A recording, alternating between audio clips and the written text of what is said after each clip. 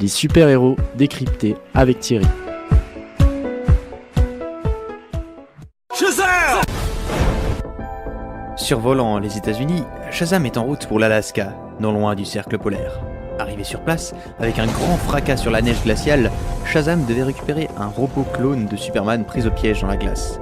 Shazam s'avance, quand soudain, il se met à trembler. Il ressent quelque chose qu'il n'a jamais connu encore sous sa forme de super-héros, le froid.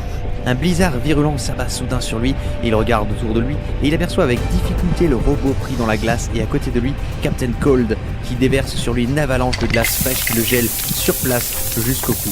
Le comte Vertigo, se trouvant à côté de lui, l'empêche alors d'utiliser une partie de ses pouvoirs, dont notamment son insensibilité au froid. Shazam halète, son cœur semble s'arrêter progressivement. Le choc thermique n'est pas loin, quand soudain, un rayon laser surgit des cieux, vient frapper Captain Cold et Vertigo, ce dernier relâchant son emprise mentale sur Shazam, qui reprend peu à peu des couleurs. Le sauveur en question n'était nul autre que Supergirl. Elle dégèle alors Shazam grâce à sa vision thermique, puis ils se retournent face à leurs adversaires qui par instinct fuient en utilisant un boom tube.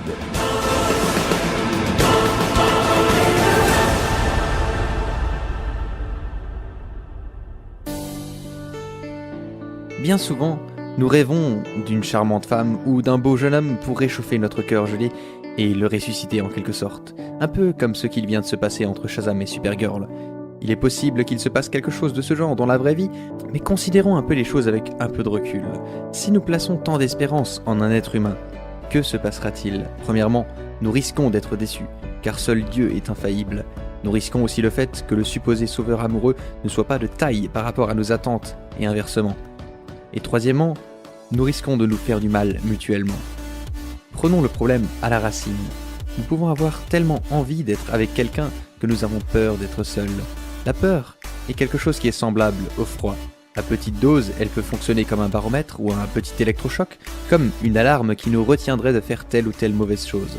Mais à une dose disproportionnée, elle nous paralyse un peu comme Shazam pris dans la glace.